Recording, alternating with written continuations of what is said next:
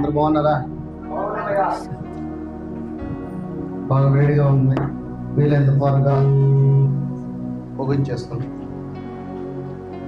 ప్రభు నామమున కూడి వచ్చిన మీ అందరికీ ప్రభు పేరట మీ అందరికీ శుభాభివందనాలు తెలియజేస్తున్నాను. మరొకసారి దేవుని బట్టి ఈ ప్రాబ్లం ఎందుకు వస్తుందో నాకు అర్థం కావట్లేదు.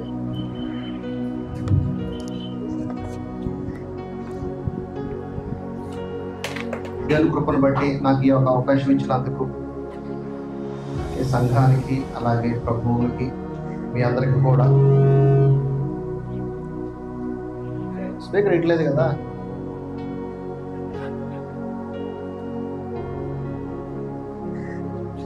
ఈరోజు నా వాక్య సారాంశం ఏంటంటే వాక్య సారాంశం ఏంటంటే మనం తాగే ప్రతిరోజు నా టాపిక్ ఏంటంటే టుడే హోలీ వాటర్ అంటే జీవజలము, హోలీ స్పిరిట్,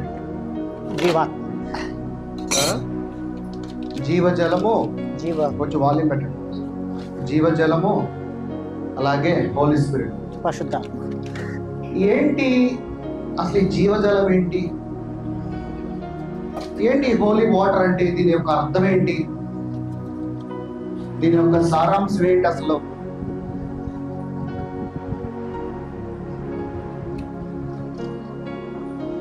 ఈ హోలీ వాటర్ అంటే ఏంటి? ఏంట్రా?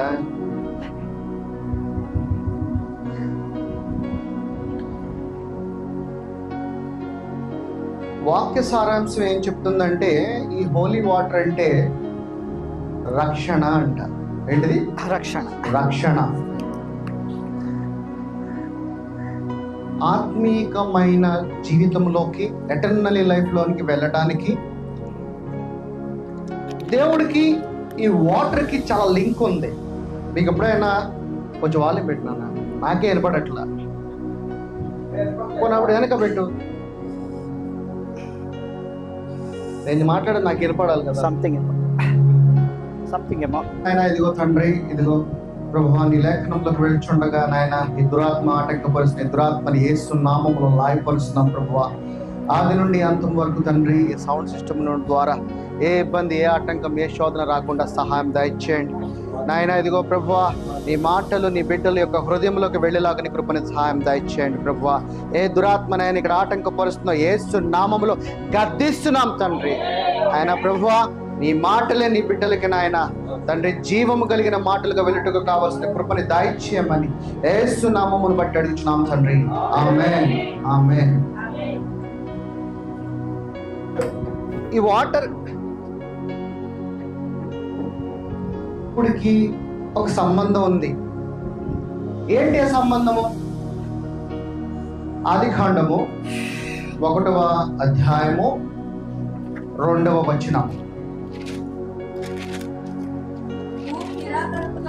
భూమి నిరాకారముగాను శూన్యముగాను ఉండెను, చీకటి అగాధ జలముల పైన కమ్మియుండెను, దేవుని ఆత్మ జలముల పైన అల్లాడుచుండెను. దేని మీద అల్లాడుతుందంట? వాటర్ మీదంట దేవుని యొక్క ఆత్మ అల్లాడుచుందంట. ఏంటి ఈ వాటర్ దేవుడికి సంబంధం ఏంటి? మనం దేని ద్వారా బాప్తిసం తీసుకుంటాం? నీటి ద్వారా. నీటి ద్వారా. గట్టిగా మాట్లాడాలి. నీటి ద్వారా. అందరూ బ్రేక్ఫాస్ట్ గట్టిగా మాట్లాడండి. నీటి ద్వారా. అలాగే పైన పెట్టున్నాడు దేవుడు నీళ్లు. ఏమున్నాయి పైన? ఆకాశంలో ఏమున్నాయి? నీళ్లు. ఆకాశంలో నీళ్ళే ఉన్నాయి, చంద్రులే ఉన్నాయి. నీళ్లు ఈ మధ్యగా కొత్తగా కనిపెట్టారు. ఏమున్నాయి చంద్రుల్లో? నీళ్లు. నీళ్ళే ఉన్నాయి. భూమి కిందే ఉన్నాయి, వాటర్, నీళ్ళే ఉన్నాయి. ఆయన రాజ్యం ఎక్కడుంది? ఆయన రాజ్యం ఎక్కడుంది? ఎక్కడుంది ఆయన రాజ్యం? మనలో. మనలో. ఎక్కడ? మనలో. మనలో ఉన్నది. మనలో ప్రతి ఆర్గాను బతకాలి అని అంటే, జీవించాలంటే ఏం కావాలి? ఆహారము, ఆహారము, వాటర్. ఏం కావాలి? మనలో ఆరోగ్యం బతకాలంటే ఏంటంటే రక్తం. బ్లడ్, రక్తమే కదా. రక్తం. ప్రతి మనిషికి 7 లీటర్లు ఎంతో ఉండాలంట. ఆ రక్తం కూడా నీళ్ళే. ఆ రక్తం కూడా నీళ్ళే. ఆకాశంలో కూడా నీళ్ళే, భూమి కింద కూడా నీళ్ళే. అదే ఆయన ఆత్మ అగాధ జలముల పైన అల్లాడుతుందంట. ఏంటి ఈ వాటర్ కి దేవుడికి సంబంధం ఏంటి? ఈ అగాధ జలాలేంటి? ఈ జీవజలం ఏంటి? ఈ రోజున నీళ్లున్న సిటీ బాగా అభివృద్ధి చెందుతుంది. ఏంటిది? నీళ్లున్న సిటీ. ఇప్పుడు మీకు ఎంతగా పంట పండుతుందండి? ఏమొస్తుంది ఇక్కడ? నీళ్లు. మంచి నీళ్లు ఉన్నాయి కాబట్టి, ఎందుకంటే తుంగభద్ర డ్యామ్ ఉంది కాబట్టి మీకు వాటర్ ఉంది. మా హుగ్లీలో వాటర్ లేవు. హుగ్లీలో వాటర్ లేదు, అందుకే అక్కడ పంటలు లేవు, అన్ని బీడు భూముల్లాగా ఉంటాయి. అక్కడ వాతావరణ ప్రకారంగా చలిగా మంచుగా పండే పంటలు అక్కడ ఉన్నాయి. కానీ వాక్యం ఏం చెప్తుందంటే వాటర్ అంటే రక్షణ అంటుంది. వాటర్ అంటే రక్షణ. ఆ రక్షణ ఎందులోకి తీసుకుని వెళ్ళడానికి? ఎటర్నల్ లైఫ్ అంటే ఆత్మానుసారమైన జీవితంలోకి నేను నడిపించడానికి ఈ వాటర్ అనేది ఎంతగానో ఉపయోగపడుతుంది. ఈ నీరు వెనక చాలా గొప్ప సారాంశము, గొప్ప మర్మములు దేవుడు పెట్టి ఉన్నాడు. ఈ రోజున ఆ మర్మమును మనం విప్పబోతున్నాం. భూమి నిరాక్రముగాను శూన్యముగాను ఉండెను, చీకటి అగాధ జలముల మీద కమ్మి ఉండెను, దేవుని ఆత్మ జలములు పైన అల్లాడుచుండెను. మామూలుగా మనిషి బతకాలంటే వాటర్ కావాలా వద్దా? కావాలి. వాటర్ లేకపోతే మనిషి బతకలేడు. అంటే మనిషికి శ్వాస ఎంత ఇంపార్టెంటో వాటర్ కూడా అంతే ఇంపార్టెంట్.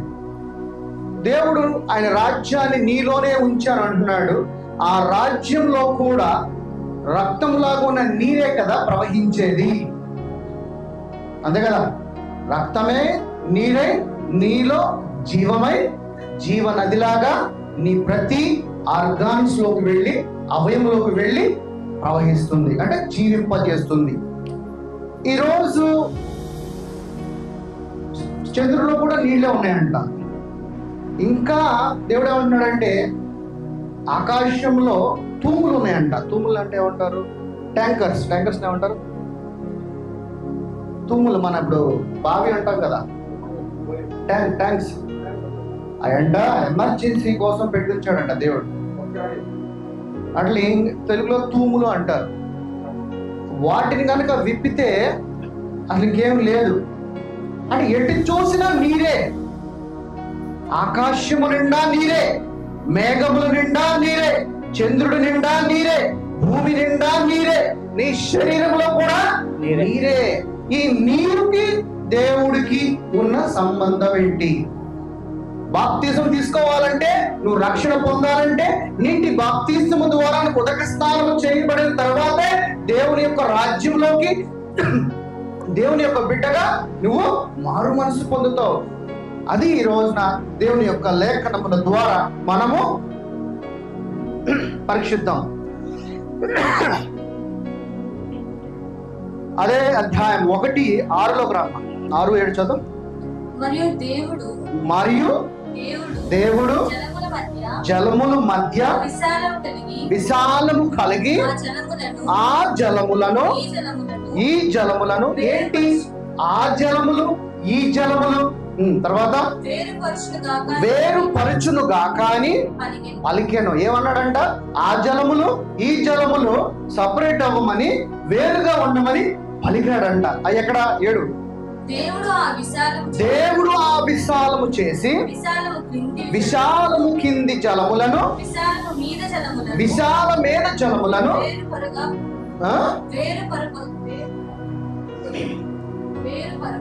వేరుపరచును గాకని పలికెను.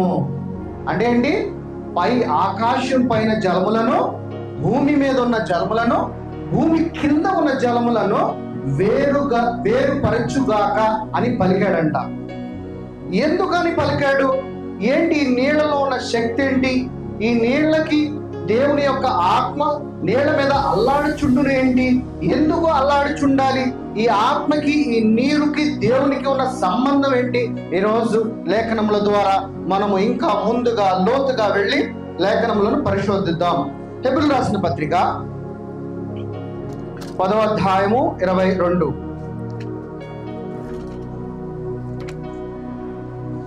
హెబ్రీయులకు రాసిన పత్రిక 10వ అధ్యాయము 22వ వచనము. మనస్సాక్షికి కల్ముషము తోచకుండునట్లు ప్రోక్షింపబడిన హృదయములు గలవారమును నిర్మలమైన ఉదకముతో స్నానము చేసిన శరీరము గలవారమునై ఉండి. ఏంటి ఉదక స్నానము? నీ మనస్సాక్షి బయట కనపడేదానిగా నీ అంతరంగ పురుషుడిలో ఉన్న మనస్సాక్షికి కల్ముషంగా తోచకుండునట్లు ప్రోక్షింపబడిన హృదయములు గలవారమును నిర్మలమైన దేవుని యొక్క ఉదక స్నానము చేసిన వారమును, తర్వాత విశ్వాస విషయములో సంపూర్ణత నిశ్చయత కలిగి యథార్థమైన హృదయముతో మనము దేవుని సన్నిధానమునకు చేరుకుందుము. ఏదేనే దేవుని సన్నిధానము ఇదే. ఇక్కడ ఏం చేపిస్తాడంట? నిన్ను ఉదక స్నానం. మన మనస్సాక్షికి ఎటువంటి కల్ముషము పట్టకుండా, అంటే ఎటువంటి అపవిత్రత అంటారు కదా, అది పట్టకుండా ఉండటం కోసము ప్రతి ఆదివారము నువ్వు సంఘానికి చేరుకున్నప్పుడు నీ కల్ముషమును దేవుడు ఉదక స్నానము చేపిస్తాడంట. ఆయన పరిశుద్ధత కలిగిన జీవ జలము ద్వారా నిన్ను, ఆయన వాక్యము ద్వారా, వాక్యము జీవజలము రెండు ఒకటే. వాక్యము జీవజలము. వాక్యం ఎలా స్నానం చేపిస్తాడు? మనకి స్నానం ఎలా చేస్తాం? నీళ్ళతో చేస్తాం కదా, నీరుతోనే కదా మనం స్నానం చేసేది. అలాగే నిన్ను కూడా ఆయన వాక్యమైన జీవ జలము ద్వారా ఉదక స్నానము, నీ కల్ముషము, నీలో ఉన్న చెడుని, అపవిత్రతను ప్రతి ఆదివారము ఆయన పరిశుభ్రం చేసుకుంటూ వెళ్తామని లేఖనముల ద్వారా మాట్లాడుతున్నాడు. యెషయా గ్రంథము 12:3. యెషయా గ్రంథము 12:3. కావున మీరు ఆనందపడి రక్షణాధారములైన బావులలో నుండి నీళ్లను చేదుకొనుడి. తర్వాత ఆ దినమున మీరిలాగందరూ యెహోవాను స్తుతించుడి, ఆయన నామమున ప్రకటించుడి, జనములలో ఆయన క్రియలు ప్రచురమును చేయుడి, ఆయన నామమును ఘనమైనదని జ్ఞాపకమునకు తెచ్చుకొనుడి. ఇక్కడ ఏమంటున్నాడు? కావున మీరు ఆనందపడి రక్షణాధారములైన బావులలో నుండి నీళ్లు చేదుకొందురు. ఎక్కడ ఈ రక్షణ? ఎక్కడుంది? వాక్యములో ఉన్నది. వాక్యాన్ని ఒక బావిగా చూపిస్తున్నాడు దేవుడు. ఆ వాక్యములో ఉన్న బావిలో నుంచి నువ్వు ఏం తోడుకోవాలంట? నీ రక్షణ అనే నీళ్లను తోడుకోవాలంట. నీ రక్షణ అనే నీళ్లను తోడుకుని దాని ద్వారా నువ్వేం చేయాలంట? ఉదక స్నానము చేయాలంట. నీ మీదున్న అపవిత్రత, నీ మీదున్న సమస్త అపవిత్రతని నిన్ను నీవు కడుక్కోవాలి. దేని ద్వారా అంటే వాక్యం అనే జీవ జలము ద్వారా నిన్ను నీవు పరిశుభ్రము పరుచుకోవాలి. నాకు తెలియదయా పరిశుభ్రపరుచుకోవడము. నీలోకి దేవుని యొక్క వాక్యాన్ని నీ చెవుల ద్వారా వింటున్నప్పుడు ఏమొస్తుంది? చెవుల ద్వారా వింటే ఏమొస్తుంది? విశ్వాసం. ఏమొస్తుందండి? చెవుల ద్వారా వింటే ఏమొస్తుంది? Faith comes. విశ్వాసం వస్తుంది. వినుడి ద్వారా ఏమొస్తుంది? విశ్వాసం వస్తుంది. వినుడి ద్వారా విశ్వాసం వస్తుంది. ఆ విశ్వాసము ద్వారా నీవు దేవునితో ఉదక స్నానం చేయించిన తర్వాత పరిశుద్ధుడిగా ఆయనలోనే, ఆయన నీలో ఉండడానికి ఈ జీవ జలమైన జీవ వాక్యము ఉపయోగపడుతున్నది. అంటే ఏముంది? నీలోనే. అందుకే దేవుడు ఏమంటున్నాడంటే, నా నీతి, నా రాజ్యము నీలోనే ఉందంటున్నాడు. పరలోక రాజ్యంలో ఏమి లేదు, పరలోక రాజ్యం ఏమి లేదు, ఇక్కడే నీలోనే ఆయన రాజ్యం ఉన్నది. ఆయన రాజ్యములో ఉన్నావు నువ్వు ముందు ఆల్రెడీ. ఎప్పుడైతే నీ సొంత రక్షకుడుగా యేసు ప్రభువును నువ్వు అంగీకరించావో, ఆయన నీలోకి జీవమై ప్రవేశించి ఆయన రాజ్యము నీలోనే సుస్థిరం చేసి ఉన్నాడు. నీవు చేయవలసింది ఏంటంటే దేవుని యొక్క వాక్యము ద్వారా, ఆ వాక్యము విని దాని ద్వారా జీవజలమైన వాక్యముతో ఉదక స్నానము చేసుకుని నిన్ను నువ్వు పరిశుభ్రపరచుకోవడమే. ఇదే జీవజలము, జీవం కలిగిన నీళ్లుగా దేవుడు మాట్లాడుతూ వస్తున్నాడు. అదే యెషయా 43:2 వచనము. 43:2 అడిగి రెడీ నీవు జలములలో పడి దాటునప్పుడు నేను నీకు తోడైయుందును, నదులలో పడి వెళ్ళునప్పుడు అవి నీ మీద పొర్ల పారవు, నీవు అగ్ని మధ్యను నడుచునప్పుడు కాలిపోవు, జ్వాలలు నిన్ను కాల్చవు. నీళ్ళంట నీవు ఆకృతిమైన ఏ కష్టంలో ఉన్నా గానీ, ఎలాంటి పరిస్థితుల్లో ఉన్నా గానీ, ఎలాంటి ఇబ్బందుల్లో ఉన్నా గానీ, ఎలాంటి ఇరుకు సందుల్లో ఉన్నా గానీ నీళ్లు నిన్ను కాపాడుతూనే ఉంటాయని లేఖనంలో ద్వారా అంటున్నాడు. నీవు జలములో పడి దాటునప్పుడు నేను నీకు తోడే ఉండను, నీ కష్టంలో నువ్వు వెళుతున్నప్పుడు నీకు నేను తోడే ఉండును. సపరేట్ గా ఉడకబెట్టాలి. అది నదులలో పడి వెళ్ళినప్పుడు అవి నీ మీద పొంగి పొర్లి అన్నాడు. ఎలాంటి నీ జీవితంలో ఎటువంటి అలలు వచ్చినా, ఎటువంటి కష్టం వచ్చినా, ఎలాంటి ఇబ్బంది వచ్చినా గానీ అవి నిన్ను ముట్టను కూడా ముట్టనివ్వవు. ఆ నీళ్లు నా జీవం కలిగిన వాక్యము నీకు కావలిగా ఉంటది కాబట్టి ఏ అగ్ని కూడా నిన్ను ముట్టదు అని దేవుని యొక్క లేఖనముల ద్వారా మాట్లాడుతున్నాడు. ప్రతిదీ కూడా వాక్యము సాదృశ్యంగా ఉంటుంది. నీళ్ళేంటి? నన్ను కాపాడటం ఏంటంటే నీరంటే జీవము, నీరంటే జీవం, జీవం అంటే వాక్యము, వాక్యం అంటే దేవుడు. దేవుడు నీకు తోడే ఉండి ప్రతి మార్గంలో నీకు నడిపిస్తూనే ఉంటాడు, కాపాడుతూనే ఉంటాడు.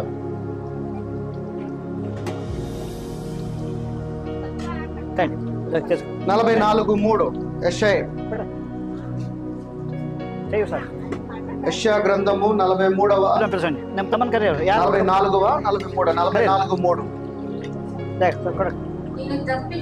నేను దప్పిక గలవాని మీద నీళ్లను, ఎండిన భూమి మీద ప్రవాహ జలములను కృమ్మరించెదను, నీ సంతతి మీద నా ఆత్మను కృమ్మరించెదను, నీకు పుట్టిన వారందరినీ నేను ఆశీర్వదించను. ఎంత గొప్పగా మాట్లాడుతున్నాడు చూడండి.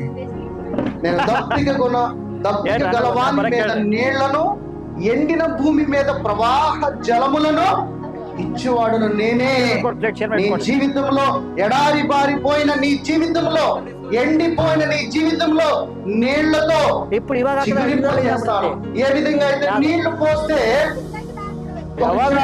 చిగురిస్తుందో అలాగే నా జీవం కలిగిన వాక్యమును పంపించి నీ జీవితంలో ఎలాంటి జీవితమైనా గాని, ఎలాంటి కష్టంలో ఉన్నా గాని, ఎలాంటి శోధనలో ఉన్నా గాని నా వాక్యమే జీవజలము. ఎందుకంటే వాక్యము నీలో జీవ నదిలాగా ప్రవహింపజేయుడి అని అంటున్నాడు. జీవ నది అని ఒక పాట ఉన్నది కదా, నా హృదయంలో ప్రవహింపజేయమయ్యా. ఎందుకనంటే అది జీవజలము. జీవజలము అని అంటే నీ వాక్యము, నీ వాక్యములో ఏమున్నది? సమృద్ధి ఉన్నది. నీ వాక్యములో పరిశుద్ధత ఉన్నది. నీ వాక్యములో అపవిత్రత లేదు. నాలో ఉన్న అపవిత్రత నీ వాక్యము ద్వారా నన్ను ఉదక స్నానము చేపించుమయ్యా. వాక్యము ఈ జీవజలం అని మనం నీరు తాకోకుండా ఒక రోజున ఉండగలమా? ఎండిపోతాం. నీలో డిహైడ్రేషన్ వచ్చేసి ఏమవుతుంది? ఆకస్మిక స్మారక స్థితిలోకి వెళ్ళిపోతాం. నీరు అంత ప్రాముఖ్యము. అంటే ఏంటి దాని అర్థము? దేవుడు కూడా అంతే ప్రాముఖ్యము. ఒక నీరు ఎంత ఇంపార్టెంటో, ఒక శ్వాస ఎంత ఇంపార్టెంటో మన జీవితంలో ప్రతి రోజు నీరు అనేది కూడా అంత ఇంపార్టెంట్. అంటే దీని అర్థము నీళ్ళంటే ఎవరు ఇక్కడ? దేవుని యొక్క వాక్యం. అంటే వాక్యము ఇంపార్టెంట్. నీరు లేని నీ జీవితం ఏమైపోతుంది? ఎడారిగా అయిపోతుంది. నీలో ఉన్న జీవ ఊటలన్నీ ఎండిపోయినప్పుడు నీ జీవితం ఏమైపోతుంది? ఒక భూమి జీవజలాలు నిండి కింద ఉన్న జీవజలాలన్నీ ఆవిరైపోతే ఏమైపోతాయి? ఎడారిగా అయిపోతుంది. అలాగే నీ జీవితంలో కూడా వాక్యం అనేది లేకపోతే ఏమవుతుంది? నీ జీవితం కూడా ఎడారిగా అయిపోతుంది. అందుకే ఉన్నాడంటే నీ జీవితంలో, నీ ఎడారి జీవితంలో నా వాక్యం అనే జీవజలము కనుక నువ్వు ప్రవేశించున్నట్లయితే నేను జీవితాన్ని చిగురింప చేస్తాను అంటున్నాడు. అంటే దీని అర్థం ఏంటంటే మన నీరు ఎంత ఇంపార్టెంటో వాక్యము కూడా మన జీవితానికి అంతే ఇంపార్టెంట్. వాక్యం లేకపోతే నీ జీవితము, నీ జీవితంలో ఏదో ఒక రోజు, ఇప్పుడు ఒక గ్లాస్ నీళ్ళు తాగి మనం రోజంతా బతకగలమా లేదా? బతకలేము. మరి ఇంత వాక్యము వచనము చదివేసి ఈ రోజున నాకు కాపుదలక సరిపోతుంది, దేవునికి కృప సరిపోతుందా? కాదు.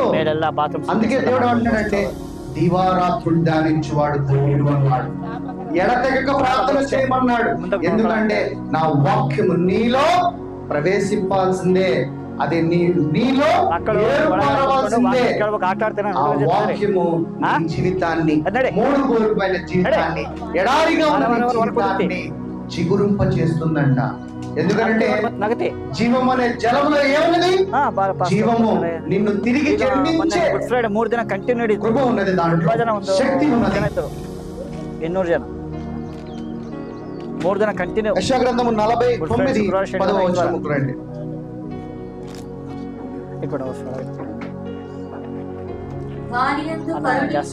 వారి యందు కరుణించువాడు వారిని తోడుకుని పోవచ్చు, నీటి బుగ్గల యొద్ద వారిని నడిపించును. కాబట్టి వారికి ఆకలైనను దప్పికైనను కలుగదు, ఎండమావులైనను ఎండైనను వారికి తగులదు. ఇక్కడ ఎవరు కరుణించేవాడు? ఇప్పుడు బాగా చెప్తా చూడండి యేసుప్రభు గురించి. ఎవరండి మన కరుణామయుడు? ఎవరు? యేసయ్య. యేసయ్య దగ్గరికి వచ్చే వారిని తోడుకుని పోవచ్చు, నీటి బుగ్గల యొద్ద వారిని నడిపించును. వాటికి కాబట్టి వారికి ఆకలైనను దప్పికైనను కలుగదు, ఎండమావులైనను ఎండైనను వారికి తగులదు. ఎటర్నల్ లైఫ్ లో ఎండ ఉంటదా? ఆత్మానుసారమైన పరలోక రాజ్యంలో ఆకలి ఉంటదా? దప్పిక ఉంటదా? ఎవరి ద్వారా కరుణిస్తే ఆయన ద్వారా మనం, ఏ మార్గము ద్వారా మనం పరలోక రాజ్యానికి వెళ్తానని లేఖనములు సెలవిస్తున్నది. ఎవరైనా యేసు ప్రభును కూడా నీరుగా వర్ణిస్తున్నాడు. యేసు ప్రభును కూడా నీరుగా. ఎందుకనంటే నీరుగా నీ జీవితంలో ఆయన గనక ప్రవహింప చేస్తే, ఆయన వాక్యము ఇక మీదటి నుంచి నాలో జీవించు వాడికి ఎన్నటికీ దప్పిక కొనను అన్నాడు. ఎందుకని? ఆయన జీవము, ఆయనలోనే జీవ జలం ఉన్నది. ఆ జీవ జలాలు నీలో అది పారాలని దేవుని యొక్క లేఖనంతో సెలవిస్తున్నది. ఆయన కరుణించువాడు వారిని తోడుకుని పోవచ్చు, నీటి బుగ్గల యొద్దకు నడిపించును. ఎక్కడ ఉన్నాయి నీటి బుగ్గలు? ఆయనలో ఉన్నాయి, ఆయన వాక్యంలో ఉన్నాయి. ఆ జీవ జల ఊటలు ఎక్కడ పారనన్నాడు? ఎక్కడ పుడతాయి అన్నాడు? ఎక్కడ పుడతాయి అన్నాడు? జీవ జలాలు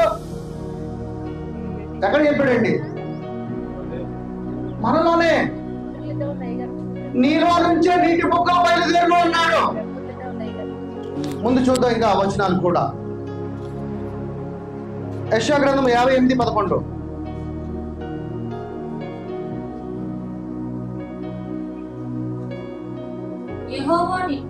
యెహోవా నిన్ను నిత్యము నడిపించును, క్షామకాలమున ఆయన నిన్ను తృప్తిపరిచి నీ ఎముకలను బలపరచును. నీవు నీరు కట్టిన తోట వలెను ఎప్పుడును ఉబకుచుండు, నీటి ఊట వలె ఉండెను. ఆయన ఒక తోటని కట్టాడు, ఏదేను తోటని కట్టాడు కదా, అదే తోటను ఆయన రాజ్యములో నీలోనే కట్టి ఉన్నాడు. అందుకే నా రాజ్యము నీలోనే ఉందన్నాడు. నీలో ఉన్న రాజ్యము అదేంటండి? మా కడుపులో నదులు పుట్టడం ఏంటి, నా కడుపులో నీటి ఊటలు పుట్టడం ఏంటి అనుకుంటారు. నా సహోదరి సహోదరుడా, నీలో పుట్టవు, నీలో ఉన్న దేవుడి ద్వారా పుడతాయి. నీలో ఉన్న దేవుడి ద్వారా పుడతాయి. ఎందుకనంటే ఆయన వాక్యము జీవజలమై ఉన్నది కాబట్టి నీలో నుంచి జీవ నదులే పారును అన్నాడు. జీవ నదులే పారును అన్నాడు. యెహోవా నిన్ను నిత్యము నడిపించును. నిత్య జీవము ఎవరి ద్వారా వచ్చింది మనకి? యేసయ్య ద్వారా వచ్చింది. మనం ఎందులోకి వెళ్తున్నాం? ఇప్పుడు నిత్య జీవములోనికి వెళుచున్నాం. ఇక్కడ ఏమంటున్నాడు? నిత్య జీవమును నడిపించును. క్షామ కాలమున ఆయన నిన్ను తృప్తిపరిచి నీ ఎముకలను బలపరుచును. నీవు నీరు కట్టిన తోటల వలెను ఎప్పుడును ఉబకుచుండు నీటి వలె ఊటలుగా ఉండేదవు. ఆయన వాక్యము ద్వారా నీలో నీటి ఊటలు పుడతాయంట. ఏదైతే గోడ అంటే మన శరీరము ద్వారా అనే ఒక అడ్డుగోడ కట్టి నీలోనే నివాసము చేసి ఆయన ఏమంటున్నాడంటే ఎప్పుడు కూడా ఎల్లప్పుడూ నీలో ఆ జీవము పుట్టేలాగా నేను ఆశీర్వదిస్తానంటున్నాడు.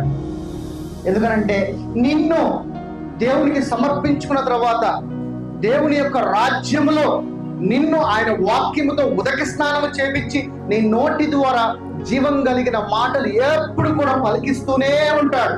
మనం ప్రార్థన చేసుకుంటే చాలా మంది దేవుని మాటలే మాట్లాడతాం, దేవుని యొక్క లేఖనములు మాట్లాడతాం, దేవుని యొక్క వాగ్దానాలను మనం పలుకుతూ ఉంటాం.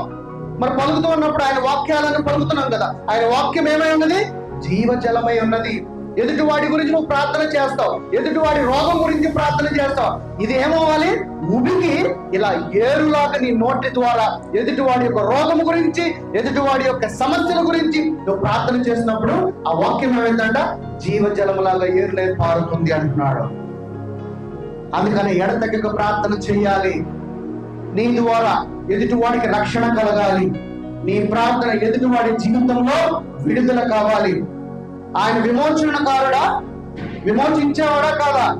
మరి ఆయన వారసుడుగా ఆయన మహిమను పొందుకున్న నీవు కూడా ఎదుటివాడికి విమోచనకారుడివై ఉండాలి. ఎలాగా? నీ ప్రార్థన ద్వారా. అందుకనే నిన్ను వలే నీ పొరుగువాన్ని ప్రేమించున్నాడు. పొరుగువాన్ని ప్రేమించినప్పుడే కదా నీవు దేవుని యొక్క జీవ జలములను నీ నోటి ద్వారా, నీ ప్రార్థన ద్వారా నువ్వు పలుకుతావు. అప్పుడు అదేమవుతుంది? ఏరులాగా పారుతుందంట. ఆ వాక్యము నీటిలో ఉబుకుచు ఎలాగ దేవుని యొక్క ఆత్మలో ఉదక స్నానము చేయించిన తర్వాత పరిశుద్ధుడిగా నిన్ను నువ్వు బలపరుచుకుంటా ఉంటున్నప్పుడు ఏమవుతుందంట? వాక్యం అంట ఉబుకుతుందంట. వాక్యము జీవ జలము ఉబికి పొంగి పొర్లుతుందని లేఖనముల ద్వారా దేవుడు సెలవిస్తున్నాడు. యెషయా గ్రంథము 58:11 చూసాం కదా. యోహాను సువార్త 3:5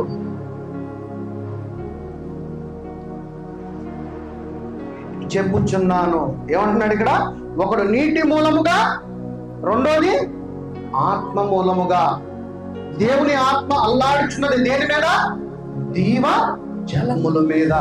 ఇక్కడ అక్కడ ఇద్దరు ఉన్నారు. దేవుని ఆత్మ ఉన్నది, జలము ఉన్నది. ఇక్కడ కూడా ఇద్దరు ఉన్నారు. ఇక్కడ ఏమంటున్నాడు? ఒకడు నీటి మూలముగాను, ఒకటి రెండు ఆత్మ మూలముగాను జన్మించితేనే కానీ దేవుని యొక్క రాజ్యములో ప్రవేశింపలేడని మీతో నిశ్చయముగా చెప్పుచున్నాను. ఇక్కడ జీవజలం అంటే దేవుని యొక్క వాక్యము. ఆ వాక్యము ద్వారా నువ్వు ఉదక స్నానము చేయబడితేనే కానీ, ఇక్కడ కింద ఇచ్చాడు చూడండి. రైట్, అది మనకు సంబంధం లేదు, వదిలేసాడు, అదొద్దు. యోహాను సువార్త 4:10 అందుకు యేసు నీవు దేవుని వరమును నాకు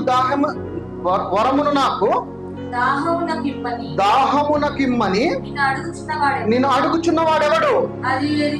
అది ఎరిగి ఉంటే నీవు ఆయనను అడుగుదవు, ఆయన నీకు జీవజలమిచ్చునని ఆమెతో చెప్పెను. అప్పుడు ఆ స్త్రీ, అయ్యా ఈ బావి చాలా లోతైనది, చేదు కొరటకు నీకేమీ లేదు.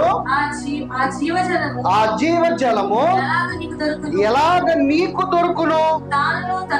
తానును తన కుమారులను పశువులను ఈ బావి నీళ్లు త్రాగి మాకిచ్చిన మా తండ్రి అయిన యాకోబు కంటే నీవు గొప్పవాడివా? అని ఆయనను అడిగాను. తర్వాత అందుకు యేసు ఈ నీళ్లు త్రాగు ప్రతి వాడును మరలా ఇంకెప్పుడు కూడా దప్పిక కొనడు. ఇంత యెషయా గ్రంథంలో చూసిన అదే దానికి సాదృశ్యమైన ప్రవచనం నెరవేరుతుంది ఇక్కడ. తర్వాత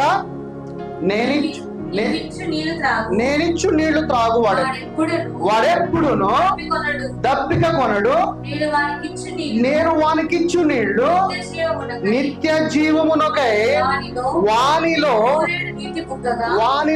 ఊరెడు నీటి బుగ్గగా ఉండెనని ఆమెతో చెప్పెను. అందుకు ఆ స్త్రీ ఆయన చూచి, అయ్యా నేను తప్పికొనుకున్నట్లు చేదు కొనుటకు ఇంత దూరం రాకుండానట్లు ఆ నీళ్లు నాకు దయచేయమని అడుగుగా ఆ స్త్రీ చేసే చెప్తున్నాడు, ఆ నీళ్లను నేనే, నీ ముందును వాడిను నేనే. నన్ను నీలో వాక్యానుసారంగా ఉంచుకుంటే నీటి బుగ్గ వలె ఉబుకుచు నీ సమస్తమును నేను విస్తరింపజేస్తాను అంటున్నాడు. ఎలాగ నీళ్లు ఉంటే ఒక సస్యశ్యామలంగా పొలం పండుతుందో, ఎలాగ నీళ్లు ఉంటే చెట్లు సస్యశ్యామలంగా ఎదుగుతాయో, ఎలాగా నీళ్లు పోస్తే చెట్లు నుంచి మంచి మంచి కాయలు పుడతాయో, అలాగే నీలో జీవ జలమనే వాక్యము గనక ఉంటే నీ నుంచి ఏమొస్తాయంట? ఆత్మ ఫలములు వస్తాయి. దేవుని యొక్క సమృద్ధి ఉంటుంది, దేవుని యొక్క కృప ఎప్పుడు కూడా ఉంటుంది. అంటే దేవుడు ఏమంటాడంటే వాక్యమును నీ యొక్క హృదయంలో పెట్టుకుంటే ఉందంట, అది ఒక నీటి బుగ్గ వలె ఒదుగుతూనే ఉంటుందంట. జీవ జలమై పొంగి పొర్లిపోరుతుంది. అది ఏమవుతుంది? ఎదుటి వాడికి ఆ వాక్యము రక్షింపబడుతుంది, ఎదుటి వాడికి ఒక విశ్వాసం అవుతుంది, ఎదుటి వాడి జీవితంలో ఒక రక్షణ కలుగుతుంది, ఎదుటి వాడి జీవితంలో ఒక హీలింగ్ అవుతుంది. అర్థమవుతుందా? నీరు ఎంత గొప్పదో, నీరుకి దేవుడికి ఉన్న సాదృశ్యం అర్థమవుతుందా? పైన ఆకాశ జలాలే, క్రింద ఆకాశ జలాలే, చంద్రుడిలో కూడా ఆకాశ జలాలే. ఎటు చూసినా నీ శరీరంలో కూడా నీరు లేకపోతే డిహైడ్రేషన్ అయిపోయి మనము అపస్మక స్థితిలోకి వెళ్ళిపోతాం, అంటే మూర్చిపోతాం. నీరుంటే కానీ అదే జీవం కలిగిన నీరుకి మళ్ళీ జీవం నీరుకి డిఫరెన్స్ ఉన్నది. జీవం కలిగిన నీరు ఉంటే ఏమవుతుందంట? నీలో ఉబుకుతూనే ఉంటుందంట జీవం.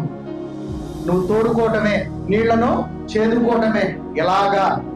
దేవుడి యొక్క వాక్యం అనే జ్ఞానము ద్వారా నువ్వు ఎంతగా దానిని తోడుకుంటా ఉంటే అంతగా నీలో చిగురింప చేసి దేవుని యొక్క వాక్యము ద్వారా నీ యొక్క జీవితము పరిపూర్ణతమైన జీవితముగా, సంతృప్తికరమైన జీవితముగా, కష్టాలు లేని జీవితముగా, సంతోషకరమైన జీవితముగా, ఆనందకరమైన జీవితముగా నీ జీవితంలో ఉన్న వాటన్నిటిని కూడా దేవుడు ఏమంటున్నాడంటే నేను నా నీళ్లతో నేను మార్చేస్తాను అంటున్నాడు. ఇంత గొప్ప దేవుడు ఈ రోజు నీతో మాట్లాడుతున్నాడు. ఈ రోజు నువ్వు ఉదక స్నానం చేయటకు సిద్ధముగా ఉన్నావా? ఈ వాక్యాన్ని నీ హృదయంలో జీవ జలముగా నీ హృదయంలో భద్రపరుచుకున్న సహోదరి, నా సహోదరుడా, 2 సామ్యూయలు 22:17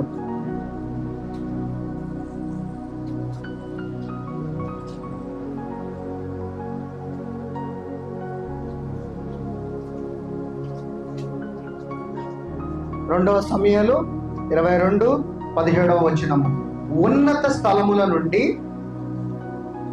చెయ్యచాపి ఆయన నన్ను పట్టుకొనెను, నన్ను పట్టుకొని మహాజలరాశులలో నుండి నన్ను తీసెను. వెదకి వచ్చి నిన్ను పట్టుకుంటా అన్నాడు, వెదకి వచ్చి నిన్ను రక్షించా అన్నాడు. సిలువ వేసినప్పుడు యేసు ప్రభువు ఎలా చెప్పారు కదా, ఎలా చెప్పినప్పుడు ఏమంటాడు చూడండి, ఉన్నత స్థలముల నుండి చెయ్యి చాపి ఆయన నన్ను పట్టుకొనును. ఎప్పుడైతే సిలువ వేసినప్పుడు ఎలాగా ఆయన చెయ్యి చాపాడో, ఉన్నతమైన స్థలము నుండి ఆయన నిన్ను వెదకి వచ్చి రక్షించి నిన్ను పట్టుకుని మహాజల రాశులలో నుండి నిన్ను తీసెను. నిన్ను పరిశుద్ధుడిగా, పరిశుద్ధాత్మను శక్తిని పొందుకునే కుమారుడిగా నిన్ను ఆయన వాక్యము ద్వారా నిన్ను జీవింప చేసెను. ఈ పాపములో నుంచి ఆయన నిన్ను కడిగి ఈ పాపము నుంచి నిన్ను బయటికి తీసివేసేశాడు. ఆమోసు గ్రంథము 5:24.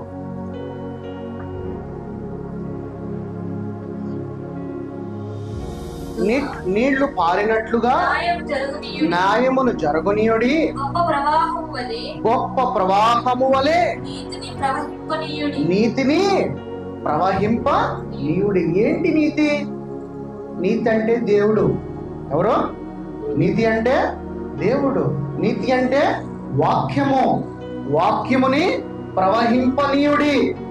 ఇప్పుడు వాక్యమును ప్రవహింపనిస్తున్నారా? ప్రవహింపనీట్లా, ఎవరొకరు అడ్డుపడుతున్నారు.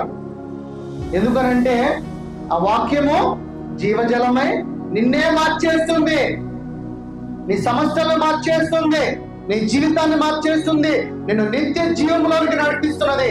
అందుకని ఆ వాక్యాన్ని ప్రవహింపజేయండి అంటున్నాడు. కానీ ఆ వాక్యాన్ని ఈ రోజున్న మన వేరే ఇతర సోదరులు వాక్యాన్ని అపవాది వాడిలోకి దూరి వాక్యాన్ని ప్రవహింపనిట్ల. వాక్యాన్ని వెళితే వాక్యము నిన్ను మార్చేస్తుంది, వాక్యము నిన్ను ఉదక స్నానం చేస్తుంది. కానీ ఆ వాక్యముని, అందుకే అన్నాడు, నీళ్లు పారినట్లుగా న్యాయముగా జరగనీయుడి అంటున్నాడు. న్యాయం ఏంటి? యేసయ్యను నీలోకి ప్రవహింపజేయడానికి నీ అన్యాయముగా న్యాయం ఏం చేస్తున్నారు? అడ్డుకట్ట వేసేశారు. ఆ నీతిని చేయడానికి అన్యాయముగా ఆటంకపరుస్తున్నారు. నిన్ను ప్రేమించే వారిని, ఈ లోకాన్ని ఎంతగా ప్రేమించే యేసయ్యని ఆయన నీతి కలిగిన వాక్యమును ప్రవహింపజేయట్లా. ఎందుకంటే అన్యాయముగా ఆటంకపరుస్తున్నారు. అందుకే ఇక్కడ ఏమంటున్నాడంటే న్యాయముగా జరగనీయుడి, గొప్ప ప్రవాహము వలె. అంటే ఎలాగ ఒక నది, ఒక వరద ఎలాగ వస్తుందో అలాగే ఆయన వాక్యాన్ని ప్రవహింపజేయుడి అంటున్నాడు. ఎందుకనంటే ఇంకా కోత విస్తారంగా ఉంది, పంట కోయివారు కొందివారు. ఎందుకు అన్నాడు? ఎందుకనంటే వాక్యాన్ని ప్రవహింపజేయనివ్వట్లేదు. అడ్డముగా అన్యాయముగా ఉన్నత అధికారులు గాని లోకములో ఉన్న ఈ దురాత్మలు ఏమవుతున్నాయి? అడ్డుకట్టలు వేసేస్తున్నాయి ఆయన నీతిని.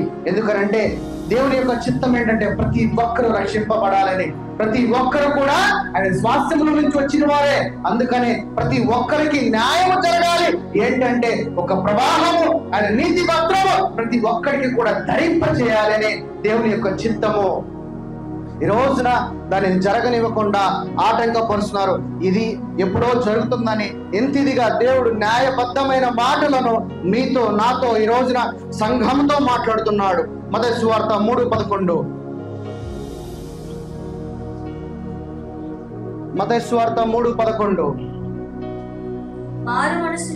మారు మనసు నిమిత్తము నేను నీళ్లలో మీకు నేను బాప్తిసం ఇచ్చుచున్నాను.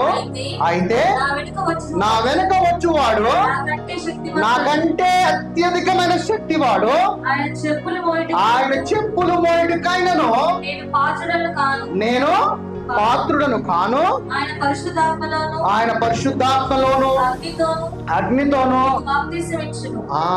అంటే ఇక్కడ నీరెవరు? ఇక్కడ నీరెవరండి? పరిశుద్ధాత్ముడు. నీరు కూడా సాదృశ్యము పరిశుద్ధాత్ముడు. ఇక్కడ ఏమంటున్నాడు? మారు మనసు నిమిత్తము నేను నీళ్లతో లేక నీళ్లలో లేక నీళ్లతో. ఇక్కడ 2 అంటున్నాడు, నీళ్లలో లేక నీళ్లతో. 2 మీకు బాప్తిసం ఇచ్చుచున్నాను. అయితే నా వెనక వచ్చేవాడు ఆయన కంటే శక్తిమంతుడు, ఆయన చెప్పులు మోయుటకైనను నేను పాత్రుడు కాను, ఆయన పరిశుద్ధాత్మలోను లేక పరిశుద్ధాత్మతోను. పరిశుద్ధాత్మలోను లేక పరిశుద్ధాత్మతోను. అంటే ఇక్కడ ఎవరున్నారు? 2 ఉన్నారు. తండ్రి కుమార, తండ్రి ఆర్ కుమార, త్రిత్వం కలిగిన వాళ్ళు కదా, ముగ్గురు ఒకళ్ళే కదా. అందుకే ఉన్నాడు పరిశుద్ధాత్మతోను లేక పరిశుద్ధాత్మలోను. అంటే 2, తండ్రి కుమార పరిశుద్ధాత్మతో అగ్నితో కూడా మీకు బాప్తిసం ఇచ్చును. పరిశుద్ధాత్మను కూడా నీటికి సాదృశ్యంగా దేవుడు ఇక్కడ మాట్లాడుతూ ఉన్నాడు. ఈరోజు నీ జీవితంలో ఈ వాక్యము జీవ జలములుగా ప్రవహింపజేయాలని, ఈ వాక్యము ద్వారా మీరందరూ కూడా ఉదక స్నానం చేయాలని దేవుని నామమును బట్టి కోరుకుంటున్నాను. మత్తయి సువార్త 10:42.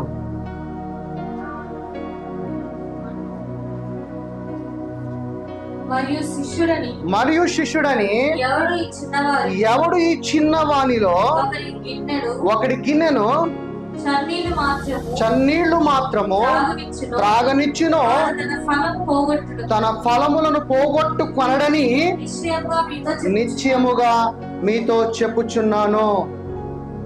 ఏ గిన్నెనైతే, ఏ గిన్నె ద్వారా మనకి ద్రాక్షారసం వస్తుంది, దాని గురించి మాట్లాడుతున్నాడు ఇక్కడ. శిష్యుడని ఎవడు ఈ చిన్న వారిలో గిన్నెడి చన్నీళ్లు మాత్రము తాగనిచ్చునో వాడు తన ఫలము పోగొట్టు కొనడని మీతో నిశ్చయముగా చెప్పుచున్నాను. ఏ విధంగా అయితే మన ద్రాక్షారసం తీసుకుంటాం కదా, ద్రాక్షారసం నీరా లేకపోతే ఏంటి? అది నీరే కదా. చెట్ల నుంచి వచ్చే రసం ఏంటి? నీరే కదండి. దాని ఫలములు పోగొట్టుకొనడని ఎప్పుడు తీసుకుంటే, దేవుని యొక్క సారాంశము, దేవుని యొక్క ఆత్మ ఫలముల ద్వారా తీసుకున్నప్పుడు నీలో ఏం పుడుతుంది? ఆత్మ ఫలములు పుడతాయని చెప్తున్నాడు. అది కనుక నువ్వు తీసుకున్నట్లయితే నీవు తన ఫలములు పోగొట్టుకొనడని మీతో నిశ్చయముగా చెప్తున్నాడు. అంటే మీరు పాలిభాగస్తులు దేంట్లో అవ్వాలి? ఆయన యొక్క బల్లలో పాలిభాగస్తులు అవ్వాలి. ఒకవేళ నువ్వు పాలిభాగస్తుడు అయితే లేఖనం ఏం చెప్తుందంటే నీవు నిశ్చయముగా నా ఫలములు పొందుకుంటావని లేఖనముల ద్వారా దేవుడు మాట్లాడుతున్నాడు. కీర్తనల గ్రంథము 23:2.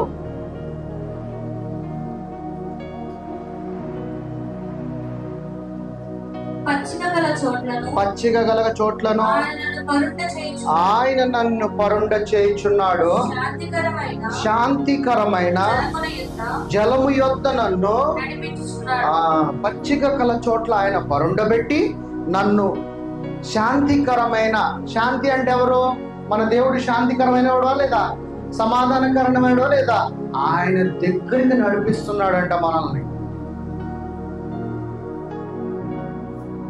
అంటే ఇక్కడ ఏమంటున్నాడు చూడండి, శాంతికరమైన జలముల యొద్ద నన్ను నడిపించుచున్నాడు. ఆ జీవ జలమే యేసయ్య. ఆ జలములోకే నేను నడిపిస్తున్నాడు.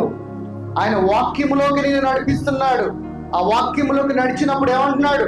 కరుణించేవాడు అంటున్నాడు, శాంతినిచ్చేవాడు అంటున్నాడు. ఆయన గిన్నెలో పాలు పంచుకునేవాడుగా నిన్ను ఫలములు పొందుకునేవాడుగా ఆశీర్వదిస్తా అంటున్నాడు. ఆయన వాక్యము ద్వారా నీకు ఉదక స్నానం చేయిస్తానంటున్నాడు. ఆయన నీళ్లు కనుక జీవజలములు తాగితే ఇక మీద ఎన్నడూ నీకు దప్పిక కొనవు అంటున్నాడు. కీర్తన గ్రంథము 63:1-2-3.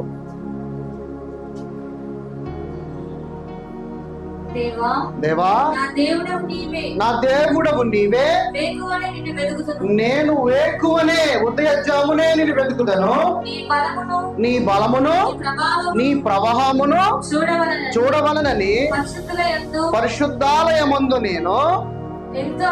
నేనెంతో ఆశతో నీ తట్టు కనిపెట్టి ఉన్నాను. నీళ్లు లేక ఎండి ఉన్న దేశమందు నా ప్రాణము నీ కొరకు తృష్ణ కొని ఉన్నది. నీ మీద ఆశ చేత నిన్ను చూడవలనని నా శరీరము కృషించున్నది. నీ కృప జీవము కంటే ఉత్తమము, నా పెదవులు నిన్ను స్తుతించుచున్నవి. పరిశుద్ధాలయమందు నేనెంతో ఆశతో నీ తట్టు కనిపెట్టి ఉన్నాను. నీళ్లు లేక ఉండి ఉన్న దేశమందు నా ప్రాణము నీ కొరకు తృష్ణగుని ఉన్నది. నీ మీద ఆశ చేత చూడవలనని నా శరీరము కృషించిపోచున్నది. నీ శరీరములో నీ దేశములో గనక జీవ జలాలు లేకపోతే ఏమైపోతాయి? ఆవిరైపోతాయి. వేడికి ఏమైపోతాయి? ఆవిరైపోతాయి. ఈ రోజున ఎండకి ఏమైపోతుంది? వాటర్ అంతా ఆవిరైపోతుంది. ఇక్కడ అదే చెప్తున్నాడు దావీదు కర్త. ఏమంటున్నాడు? నీ పరిశుద్ధాలయమందు నేనెంత ఆశతో నీ తట్టు కనిపెట్టి ఉన్నాను. నీళ్లు లేక ఉండి ఉన్న దేశమందు నా ప్రాణము నీ కొరకు తృష్ణ కొని ఉన్నది. అంటే ఆవిరైపోతున్నది. నీ మీద ఆశ చేత నిన్ను చూడవలెనని నా శరీరము కృషించుచున్నది. అందుకే నా దేవా అని మొరపెట్టుకుంటున్నాడు. నా తండ్రి నీవే నిన్ను నేను వెతుకుచున్నాను. అందుకని ఇక్కడ ఏమంటున్నాడు 3వ వచనం, నీ కృప జీవము కంటే ఉత్తమము, నా పెదవులు నిన్ను స్తుతించుచున్నవి. నేను స్తుతిస్తున్నానయ్యా, నాలో జీవ ఉపక ఊటలను పుట్టించయ్యా. నా శరీరంలో నీ యొక్క వాక్యము లేకపోవటం వల్ల నేను కృషించిపోతున్నానయ్యా. నా దేశంలో ఇదిగో తండ్రి, ఇదిగో జీవ జలములు లేక నా దేశము పాడైపోతున్నది, ఆవిరైపోతున్నది. నీ వాక్యముతో పులకరించే విధంగా, చిగురించే విధంగా నీ దేశంలో, అంటే దేశం అంటే ఆయన రాజ్యము, ఆయన రాజ్యం అంటే నీలో ఉన్నది. నీలో ఎటువంటి ఆశీర్వాదం లేకపోతే నీ శరీరం ఏమైపోతుంది? కృషించిపోతుందంట, కృంగిపోతుందంట. ఎందుకంటే మోడు భారీగా అయిపోతుంది. అందుకనే చిగురించే ఆత్మగా ఆయన యొక్క వాక్యము నీలో జీవ ఊటలాగా ప్రవహిస్తే అవి నీటి బుగ్గలే ఏరై నీలో పారులాగున నాలోకి రా అని దావీదు కర్త మాట్లాడుతున్నాడు ఇక్కడ. ఈరోజు మనం కూడా వాక్యాన్ని మనలో ఏదో చదువుకుంటాం అంతేకాని నీలో జీవ ఊటలాగా ఆ వాక్యము ప్రవహించాలి. అప్పుడు నిజమైన ఆశీర్వాదము. ఎప్పుడో ఆదివారం ఒక రోజున బైబిల్ తెరిచి, లేకపోతే 2 రోజులకో 3 రోజులకో నువ్వు వాక్యాన్ని చదివితే నీలో ఆ జీవము ప్రవహింప చేయదు. నీలో వాక్యము ఒక జీవ ఊటలాగా, ఒక జీవ జలములాగా ప్రవహించిన రోజున దేవుడు అన్నాడంటే, నీ జీవితము మూడు బారిపోయిన జీవితము, అనారోగ్యకరమున్న నీ జీవితాన్ని నేను చిగురింప చేస్తాను అంటున్నాడు. అంటే వాక్యాన్ని దేనితో పోలుస్తున్నాడు? జీవ జలముతో పోస్తున్నాడు. ఈ జీవ జలమైన వాటర్ని, ఈ వాక్యాన్ని నీలో కల్ముషం లేకుండా నీ మనస్సాక్షిని ఉదక స్నానం చేయించి నిన్ను చిగురింప చేస్తానంటున్నాడు. నీ జీవితంలో ఉన్న వాటి నుంచి నిన్ను చిగురింప చేస్తానంటున్నాడు. ఎటువంటి కష్టమైనా, ఎటువంటి బాధైనా, ఎటువంటి చింత అయినా, ఎటువంటి శోధనైనా, ఏ బాధైనా కానీ నా వాక్యాన్ని నీలో ప్రవహింప చేయించుకో. ఆ రోజున నిన్ను నేను తృప్తి పరిచేవాడిని, ఆ రోజున నా నీటి ద్వారా నీకు ఫలాలను ఇచ్చిన వాడిని అంటున్నాడు. ఫలాలు ఇచ్చేవాడు నీకు తోడుగా ఉండగా, వాక్యానుసారంగా నీలో ఒక నీవ నదిలాగా ప్రవహించడానికి సిద్ధంగా ఉంటే నువ్వే ఈ లోకం అనే డ్యాములను కట్టుకుని అడ్డుకట్టలు కట్టుకున్నావు. ఏంటి ఆ డ్యాములు చెప్పండి? మన జీవితంలో కొన్ని డ్యాములు ఉన్నాయి, చెప్పగలవారన్నా? ఏమండి చెప్పండి. యూట్యూబ్ అనే ఒక డ్యామ్, ఇన్స్టాగ్రామ్ అనే డ్యామ్, వాట్సాప్ అనే డ్యామ్, ఫేస్బుక్ అనే డ్యామ్. ఈరోజు మనల్ని దేవుని యొక్క వాక్యములో ప్రవహింపజేయకుండా చేసేది ఎవరు? నీ లోకంలో ఉన్న సమయాన్ని, నీ సమయాన్ని, అమూల్యమైన సమయాన్ని దొంగిలించేది ఇదే. వీటితో డ్యాములు కట్టేసుకున్నాం, చెక్ డ్యామ్స్ లా కట్టేసుకున్నాం. ఈ డ్యాములు ఈ రోజున ఈ వాక్యముతో బద్దలైపోను దాకా ప్రతి ఒక్కరి జీవితంలో, ప్రతి ఒక్కరి జీవితంలో ప్రతి ఒక్క దేవుని యొక్క అమూల్యమైన సమయాన్ని దొంగలించేస్తున్నాడు అపవాది. ఎందుకనంటే నీలో ఈ వాక్యము ప్రవహిస్తే ఏమవుతుంది? నీవు చిగురిస్తావు. ఈ డ్యాములు కట్టేసుకుంటే, ఆ జీవం కలిగిన వాక్యం నీలోకి వెళ్ళకుండా కట్టేసుకుంటే నీవు మూడు బారిపోయిన జీవితం అయిపోతుంది. నిన్ను దూరంగా దేవుడికి జీవింప చేయటమే అపవాది యొక్క, వాడి యొక్క ఇష్టం. దేవునిలో ఉండనివాడు, దేవుడు నీలో ఉండ అన్నాడు, కానీ నీ నుండి దేవుడిని దూరపరిచేస్తాడు. ఈ దూరపరిచే డ్యాములన్నీ కూడా ఏంట్రానంటే, ఈ రోజున ఫోన్ తెరిస్తే ఈ లోకంలో రంగులు, ప్రపంచంలో కట్టుకున్న డ్యాములకి మనము అదే ప్రపంచము, అదే జీవితము, ఇదే సుందరమైన జీవితం అనుకుంటున్నాం. కానీ అతి సుందరుడు 10,000 మందిలో ఉన్నా కానీ అతి సుందరుడు అంట. అతి సుందరుడు ఎవరిలో ఉంటానన్నాడు? నీలో ఉంటానంటున్నాడు. నీలో ఉన్న దేవుడు నువ్వేమవుతావు? నువ్వు కూడా 10,000 మందిలో ఉన్నా కానీ నేను గుర్తుపట్టే అతి సుందరుడివి. అందరికీ 12 సంవత్సరముల రక్తస్రావం కలిగిన స్త్రీ కథ గురించి తెలుసు కదా? తెలుసు కదా? తెలుసా లేదా? అలాంటి ఒక వ్యాధి కలిగిన వారిని బయటికి రానివ్వరు. అప్పుడున్న యోధులు బయటికి రావడానికి వాళ్ళకి అధికారం లేదు. కానీ అప్పుడు దాకా 12 సంవత్సరాల రక్తస్రావం కలిగిన స్త్రీ యేసు ప్రభుని ఎప్పుడు చూడాల. యేసు ప్రభునే ఎలా ముట్టుకోవాలనుకుంది? ఈ రోజున ఫోన్స్ ఉన్నాయి, ఫేస్బుక్ ఉంది, వాట్సాప్ ఉంది. ఒక ఇమేజ్ వచ్చేస్తుంది బయటికి. ఆ రోజుల్లో పెద్ద గుంపు జనాంగం నడుచుకుంటూ వెళ్తున్నారు. ఆ వారిలో యేసయ్యను ఎలా గుర్తుపట్టింది చెప్పగలరా ఎవరన్నా? ఎందుకంటే నా యేసయ్య అతి సుందరుడు. 10,000 ఉన్నా కానీ గుర్తుపట్టే అతి సుందరుడు కాబట్టి గుర్తుపట్టింది. ప్రకాశమానమైన వాడు గుర్తుపట్టింది.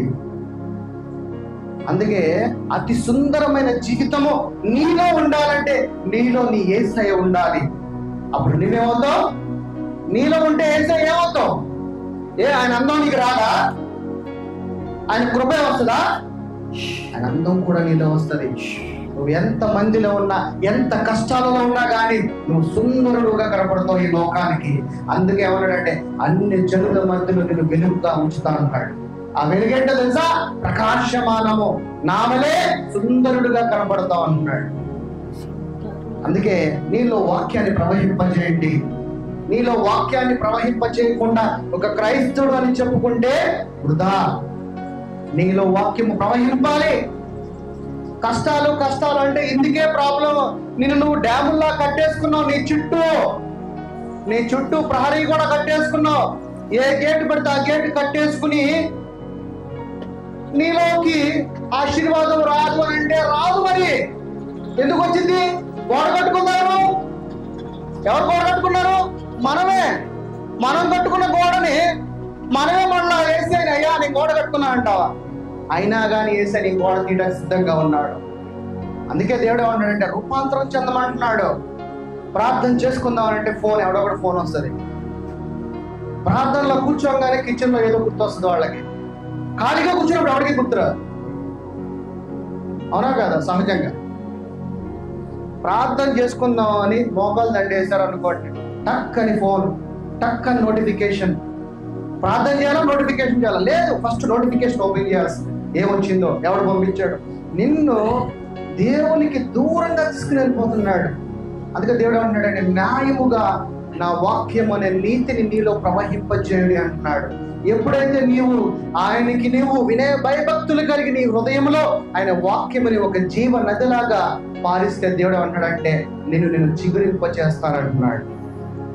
నీవు ఏదో ఆదివారం పూట బైబిల్ తెరిసామో తర్వాత ఇక బైబిల్ మనకు అక్కర్లేదు అనుకుంటే, ఎందుకు నేను జీవజలం గురించి చెప్తున్నానంటే నీరు లేకుండా 1 గంట 2 గంటలు ఉండగలమా? మంచి ఎండలో నేను నుంచోబెట్టి 2 గంటలు ఉండగలమా? నో. ఎందుకని? మరి వాక్యము కూడా అదే. వాక్యమును కూడా అదే దాహములాగా నువ్వు తీసుకుంటా ఉంటే నీ లోనకి ఆ దాహము కలిగిన జీవమైన వాక్యము నిన్ను ఉదయింప చేస్తుందంట. దేవుడితో సహవాసము అంటే అంత ఈజీ కాదు. పరిశుద్ధాత్మని యొక్క సహవాసము అని మనం ఈజీగా మాట్లాడతాం. ఆ పరిశుద్ధాత్మని యొక్క సహవాసము నీలో ఉండాలి అంటే ఆయన వాక్యములోనే నువ్వు ప్రవహింపజేయాలి. నీలో ఆయన ఏరే పారితే ఎలాగా ఈ వరి చేనుకి నీరు లేకపోతే ఏమైపోతుంది? ఏమైపోతుంది? వాడిపోతుంది, ఎండిపోతుంది, కుళ్ళిపోతుంది. నీ జీవితం కూడా అంతే. ఈ రోజున పంట కోస్తున్నారు వాళ్ళు. నీ నుంచి కోసే పంట ఆత్మఫలాలు. నీ నుంచి కోసే పంట ఆత్మఫలాలు. ఆ ఫలాలతో నీవు ఏదైతే నీ నోటి ద్వారా జీవ జలము కలిగిన వాక్యము పలుకుతావో ఎదుటి వాడిలోకి ఆ వాక్యము ప్రవహింపజేయాలి. వాక్యం అనేది నీలోకి వెళ్లకుండా శరీరాహారం ఉదయం లెగంగానే బ్రేక్ఫాస్ట్ చేయడానికి నీ మైండ్ కాన్షియస్ ఓపెన్ అవుతుంది కదా, అరే ఆకలి అవుతుందని. అదే ఆకలి, అలాంటి దాహము కలిగే దేవుని యొక్క వాక్యంలో ఉండాలి. ఆ రోజున నువ్వు నిజమైన అప్పుడు అడుగు వాటికంటే ఊహించు వాటికంటే అత్యధికంగా ఇచ్చే నా తండ్రి నాలో ఉన్నాడు, నా యేసయ్య నాలో ఉన్నాడు. నమ్ముడు నీ వలనైతే నమ్మువానికి సమస్తము సాధ్యము. ఎప్పుడు అనంటే నీలో ఏరే ఆయన వాక్యము పారినప్పుడు. నీలో నువ్వు అడ్డుగోడలాగా కట్టేసుకుని నీలోకి నీ సమయాన్ని లోకానికి అప్పచెప్పేసి దేవా అని నువ్వు దావీదులాగా మొరపెట్టినా ఉపయోగం లేదు. ఈ అడ్డుగోడలు నీ చుట్టూ ఏమేమవుతాయో తీసి పడేసాయి. నీ జీవితంలో నీ అమూల్యమైన సమయాన్ని దొంగిలిస్తున్న అపవాదిని నీ నుంచి తరిమి కొట్టేసే జీవం కలిగిన వాక్యాన్ని నీలో ప్రవహింపచేయి. ఆ తర్వాత నీ జీవితమే ఊహించనట్టుగా ఉన్నత శిఖరముల మీద తీసుకెళ్ళి కూర్చోబెడతా అంటున్నాడు. కానీ మనం అందరం ఏం చేస్తాం? లోకంలో ఉంటాం, లోక మర్యాదకి మనం తలయొగ్గుతాం, దేవుడి దగ్గరకు వచ్చి ఏడుస్తూ ఉంటాం. దేవుడి దగ్గరకు వచ్చి ఏడుస్తూ ఉంటాం. ఏడవంగానే 4 కన్నీళ్ళు రాగానే అమ్మయ్యా నేను ఏడు చేశాను, దేవుడు నా ప్రార్థన వినేశాడు. ఏడిస్తే ప్రార్థన దేవుడు వినడు. నీ పిల్లలు ఏడిస్తే నువ్వు ఇష్టపడతావా? ఏమా ఇష్టపడతావా? నీ కొడుకు ఏడిస్తే మరి ఆయన ఎలా ఇష్టపడతాడు? నువ్వు ఏడిస్తే అదవుతుందా? నా కూతురు ఏడిస్తే నేను ఇష్టపడతానా? దగ్గరికి తీసుకుంటా. నువ్వు కూడా అంతే, మరి జీవనం ఇచ్చిన దేవుడు కూడా అంతే. చేపను అడిగితే పామునిచ్చినా చేపే ఇస్తాడు. మీ అమ్మాయికి మీ అబ్బాయికి అమ్మా అన్నం పెట్టమంటే విషయం పెడతావా? అరే నీకే ఎంత బుద్ధి ఉంటే మరి దేవుడికి ఎంత ఉండాలి? దేవుడు పెట్టడు. నువ్వు ఎలాగో బాధపడుతున్నావు, నా భర్త ఇంకా మారట్లేదు ఏంటనే నీ తండ్రి కూడా అలాగే బాధపడతా ఉంటాడు నీ గురించి. ఏంట్రా నా పిల్లలు ఎలా పాడైపోతున్నారు అని. ఆయన ప్రేమ మనం చేస్తున్నాం. నవగ్రహాలు ఉన్నాయా? సేమ్ మన శరీరంలో కూడా అదే. సమస్తం పైన ఏదైతే ప్లాన్ ఉందో నీ లోన కూడా అదే.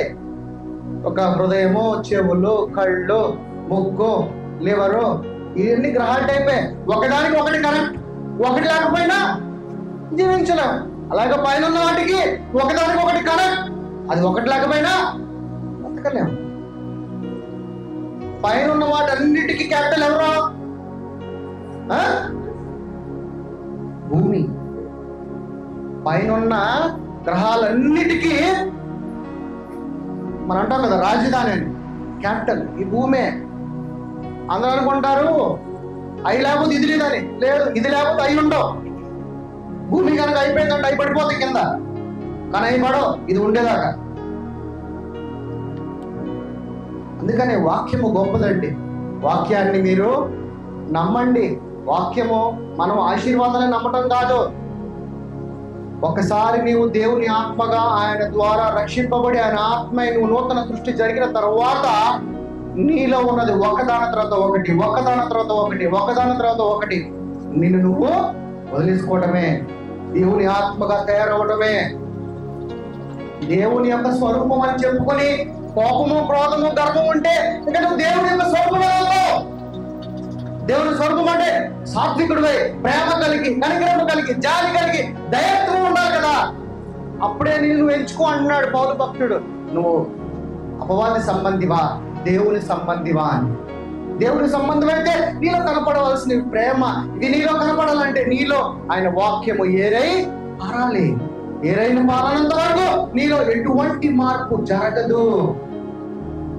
మనల్ని మనం పరీక్షించుకోవాలి. నా సహోదరి, నా సహోదరుడా, ఎందుకు ఆదివారం కూడుకోవాలంటే దేవుని యొక్క వాక్యం నేను గద్దిస్తూనే ఉంటుంది. నిన్ను మారు మనసు పొందించుకోవడానికి ఆయన ప్రతిసారి ప్రతి ఆదివారం ఆయన యొక్క జీవ జలాలలో వాక్యముతో నేను ఉదక స్నానం చేయించడానికే ఆయన నిన్ను ఇక్కడ కూడా కూడుకున్నటకు ఆయనకు నీకు సూచనగా ఈ దినం ఏర్పరిచాడంట.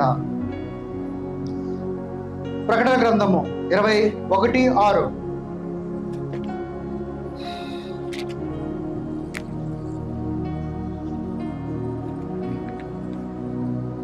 ప్రకటన గ్రంథము 21. మరియు ఆయన నాతో ఎవరితో అంటున్నాడు? ఈ మాట ఎవరితో అంటున్నాడు?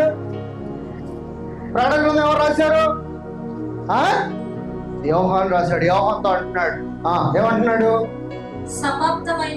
సమాప్తమైనవి నేనేమో అల్ఫయు ఒమేగయు అనగా ఆదియు అంతమును ఉన్నవాడును దప్పికగును వానికి జీవ జలములను బుగ్గలలోని జలములను నేనే ఉచితముగా అనుగ్రహించను.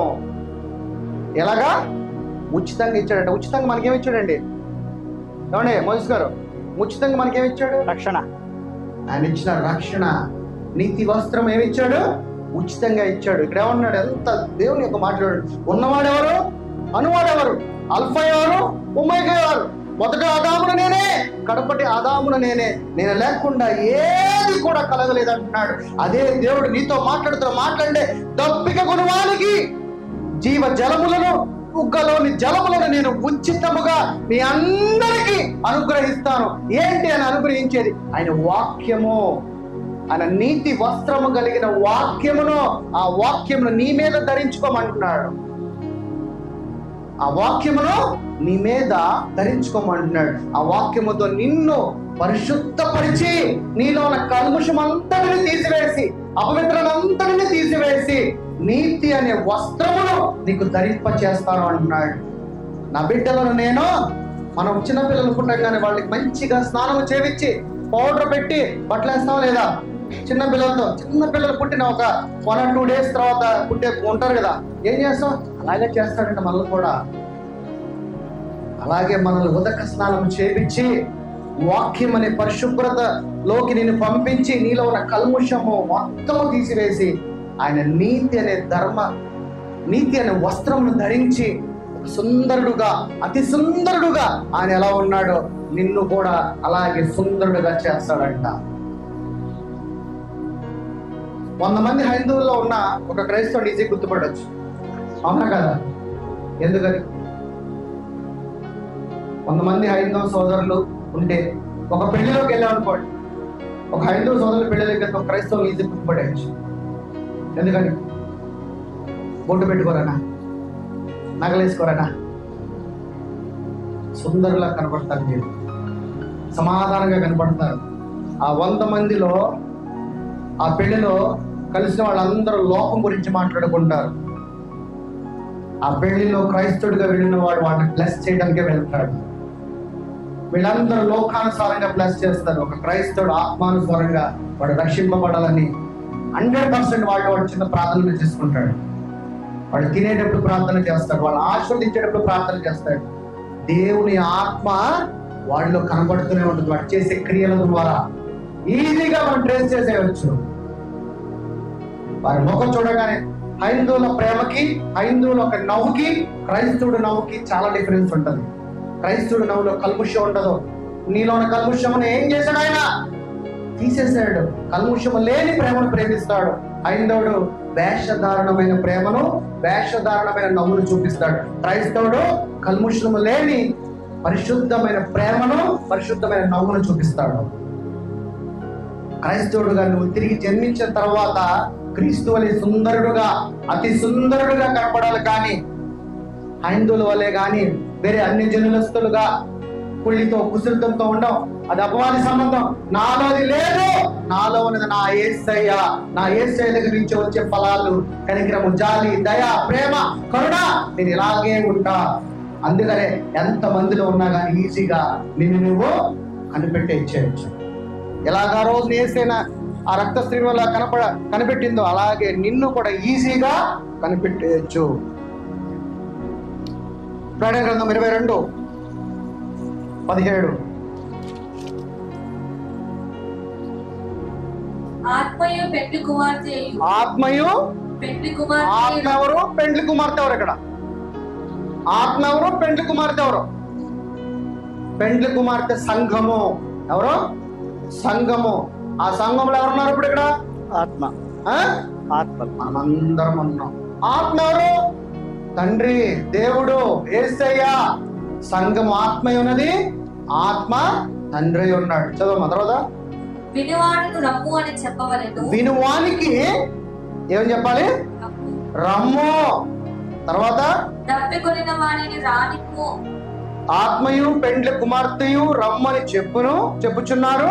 వినువాడును రమ్మును చెప్పవలెను. దప్పి కొనిన వానిని రానిమ్ము. ఇచ్చయించు వానిని జీవ జలమును ఉచితముగా పుచ్చుకోనిమ్ము. సంఘములోకి వచ్చే వారికి జీవజలమును ఉచితముగా పుచ్చుకొనిమ్ము. ఎందుకనంటే నీ భర్త అయిన సిద్ధముగా ఆయనలో ఉన్న జీవజలమును తాగనివ్వటానికి ఆయన ఉచితముగా సిద్ధంగా ఉన్నాడు. పెండ్లి కుమార్తెగా సిద్ధపాటు కలిగి నీవు వచ్చి నీ మనస్సాక్షిని కల్ముషము లేకుండా ఉదక స్నానము చేయించుకుని పరిశుద్ధుడుగా నీవు ఆయనలో ఆయన యొక్క భారీగా సిద్ధపాటు కలిగి ఉండాలి. పెండ్లి కుమార్తెని చేసేటప్పుడు ఎంత సుందరంగా మనం తయారు చేస్తారు, సంఘం కూడా అలాగే సుందరంగా తయారవ్వాలి. సంఘం అంటే ఎవరు? మనమే. ఎవరు? మనమే. ఎవరు? మనమే. మనమే. అది మేము ఆడవారు మగవారు. సంఘంలో అందరూ ఒకటే.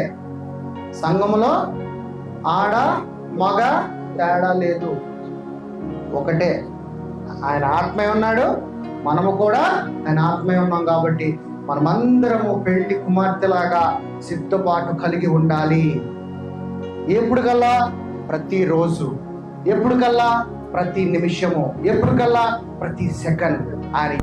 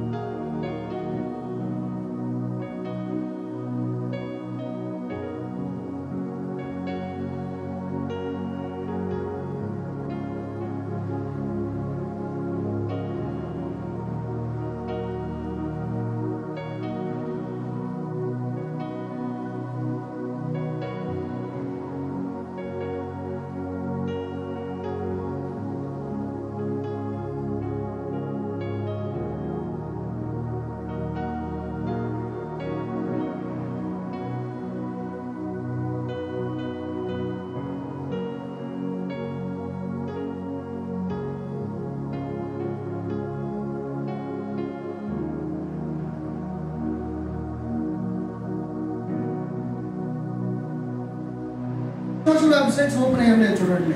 కానీ ఈ మొబైల్ ఫోన్స్లో బైబిల్ ఉంటుందా? ఉండదు. చాలా మంది, కొంతమంది దగ్గర ఉంటాయి, అందరూ అలా ఉండరు, కొంతమంది దగ్గర ఉంటుంది. ఫోన్ కొనగా ఫేస్బుక్ ఇన్స్టాల్ బైబిల్ ఇన్స్టాల్ చేసుకోలేవు. నేనేమంటానంటే ఆ ఫోన్లో ఇన్స్టాల్ చేసుకునే కన్నా నీ హృదయంలో బైబిల్ ఇన్స్టాల్ చేసుకో. నీ హృదయ పలకల మీద జీవ గ్రంథాన్ని ఇన్స్టాల్ చేసుకో. ఇలాంటి ఇన్స్ట్రుమెంట్స్ లో కాదు, ఇలాంటి ఇన్స్ట్రుమెంట్స్ లో లేదు నీ జీవితము. నీలోనే ఉన్నది నీ జీవితము. నీలో ఉన్న నీ యేసయ్య నిన్ను జీవింప చేయడానికి, చిగురింప చేయడానికి నీకు తోడే ఉన్నాడు. అదే గ్రంథము 22:1-2, అదే అధ్యాయము, అదే గ్రంథము 22:1-2.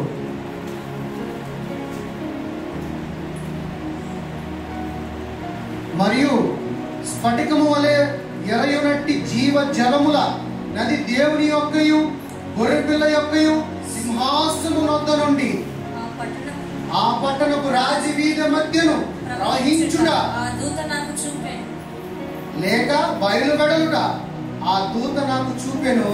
ఆ నది యొక్క ఈవెలను ఆవలను జీవవృక్షం ఉండెను. అది నెల నెలకు ఫలించుచు 12 కాపులు కాయను. ఆ వృక్షం యొక్క ఆకులు జనములకు స్వస్థత పరచుటకై వినియోగించును. ఎవరు ఆ జీవజలము? యేసయ్య. యేసయ్య ఈవలను యావలను ఇస్తాడంట. నెల నెలకు 12 కాపులు కాస్తాడంట. ఎవరిలో ఉంటే నువ్వు?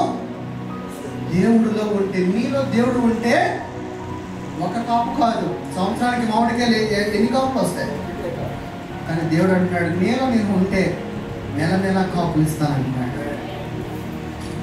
ఏ పండు తిని మనమందరం పాపంలో పడిపోయామో ఆయనలోనే ఉంటే ఆ జీవ వృక్షము పండు తిని మళ్ళా సమయం లేని యొక్క ఆత్మానుసారమైన జీవితంలోకి, ఎటర్నల్ లైఫ్లోకి మనం వెళ్ళిపోతాం. అందుకే మొదటి ఆదామును నేనే, కడపటి ఆదామును నేనే. మొదటి ఆదాము ద్వారా మీరందరూ పాపంలో పడిపోయారు, కడపటి ఆదాము ద్వారా మీరందరూ రక్షింపబడ్డారు. నా జీవ ఫలమును తిని మీరందరూ ఎటర్నల్ లైఫ్, ఆత్మానుసారమైన జీవితంలోకి వెళ్ళిపోతారు. అక్కడికి వెళ్ళిన తర్వాత నేను మీ కొరకు వెలుగు నివాస స్థలములు కట్టిదను. ఆ పట్టణములలో మీరందరూ వేరై పారేలాగున మిమ్మల్ని అందరినీ నడిపిస్తాను అంటున్నాడు. ఎంత గొప్ప దేవుడు అండి! జరగబోయేది మీకు ముందుగానే తెలియజేసి, అందుకనే క్రైస్తవుడు రాకడ గురించి భయపడడు. ఎందుకంటే వాడికి సమస్తము తెలుసు. వాక్యము నీలో ప్రవహిస్తే రాకడికి భయపడడు క్రైస్తవుడు. కానీ హైందవులు అన్ని భయపడతారు. ఎప్పుడు తటస్కంగా జరిగితే అన్నాడు కదా, ఎందుకంటే నువ్వు సిద్ధపాటయ్యో ఒక పెళ్లి కూతులాగా. కానీ అన్యుడు సిద్ధపాటు అవలా. ప్రతి క్రైస్తవుడికి రాకడ గురించి భయపడరు. ఎందుకంటే వాడు ఏ నిమిషం రెడీ. ఎందుకంటే నీకు తెలుసు వాక్యం ఏం చెప్తుందంటే, నీకోసం సమస్తము నేను సిద్ధపరిచాను. అన్యుడికి తెలియదు, ఏమవుతాడో తెలియదు. వాడికి అడగమంటాడు, నీ పిల్లలు ఒక్కొక్క పందెం ఏదో కొడతారనుకుంటాడు. అదే వాక్యము తెలిస్తే ఆయన వారసుడిగా నువ్వు జీవిస్తావు. ఎజికేల్ రాసిన గ్రంథము, ఎజికేల్ మంచి మాట మాట్లాడుతున్నాం. చూద్దాం, ఒక 2-3 వచనాలు క్లోజ్ చేద్దాం. ఎజికేల్ 36, 25, 26, 25, 26. మీ అపవిత్రత యావత్తు పోవునట్లు మీ మీద శుద్ధ జలము చల్లుదను. మీ విగ్రహముల వలన మీకు కలిగిన అపవిత్ర అంతయు తీసివేసెను. విగ్రహం అనగానే విగ్రహం అంటే ఏంటి చెప్పండి? ఏమండి విగ్రహం అంటే ఏంటి?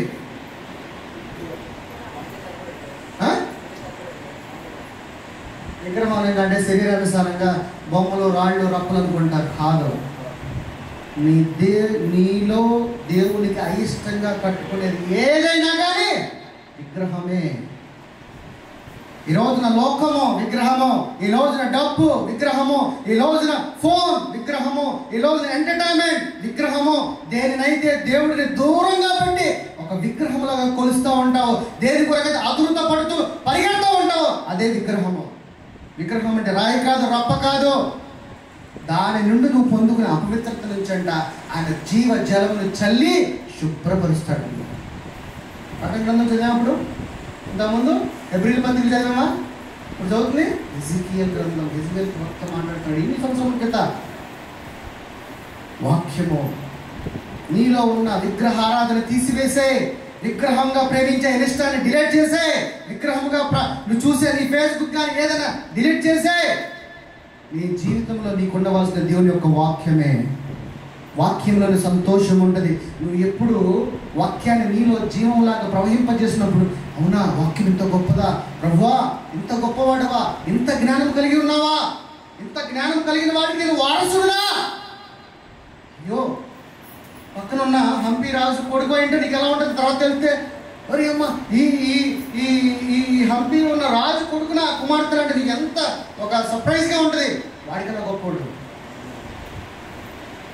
విగ్రహారాధనగా ఉన్న నీ జీవితంలో ఉన్న ప్రతి చీకటిని తీసివేసాయి. దాని ద్వారా నీకు ఏమొస్తుందంట? అపవిత్రత వస్తుందంట. ఆ అపవిత్రతను కూడా దేవుడు అంటే దాన్ని కూడా తుడిచివేస్తా. తుడిచివేసే కన్నా ముందు ఎందుకు అపవిత్రత పొందుతావు? నీ శరీరం ద్వారా తీసివేసే నీ శరీరం నుంచి అంటున్నాడు. దేవుడు శరీరాన్ని తీసేయమల్లా. ఎందుకంటే నీ దేహము కావాలి దేవుడికి.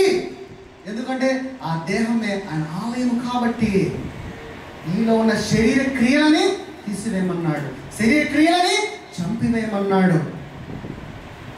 గర్వము విగ్రహారాధన, కోపము విగ్రహారాధన, అసూయ విగ్రహారాధన, మొండితనము విగ్రహారాధన, ఎదుటివాడి గురించి ప్రేమ లేదుగా ఉన్నవాడా విగ్రహారాధన. ప్రేమించు, క్షమించే గుణము, క్షమాపణ. Wonderful topic. సరే నేను చెప్తా. క్షమాపణ విగ్రహారాధన. క్షమించలేకుండా ఉండదు సార్. ఏదైనా చెప్పానా నేనైతే ఆయన క్షమించను, నేను అందరినీ క్షమిస్తాను అంటాడు. ఎంతమంది తగులుంటారు మీ జీవితంలో అంటాడు? తగులుంటారు లేదా? అందరినీ క్షమిస్తాను. ఆడైతే నేను క్షమించను. ఎవరైనా క్షమిస్తాను, దాన్ని అయితే నేను క్షమించను. ఎవరిని? మన పిల్లల్ని.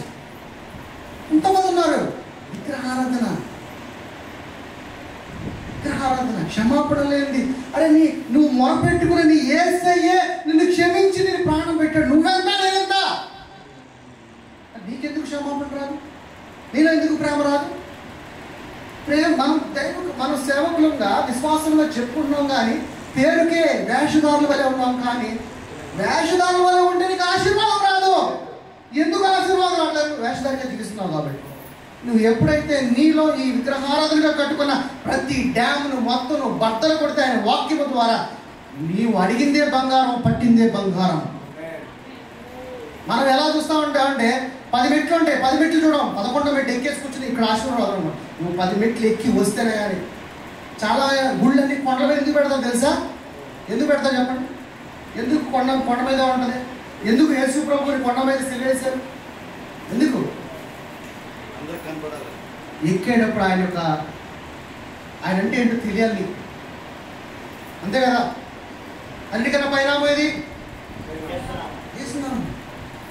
ఆ ఎక్కుతున్నప్పుడు నీకు అర్థమవుతూ ఉంటుంది. ప్రతి మెట్టు నువ్వు ఎక్కుతున్నావు అంటే నువ్వు ప్రతి మెట్టు దిగుతున్నావు అని అర్థం తెలుసా? నీ గర్వమైన మెట్టు దిగితే ఒక మెట్టు ఎక్కుతావు. ఏంటి?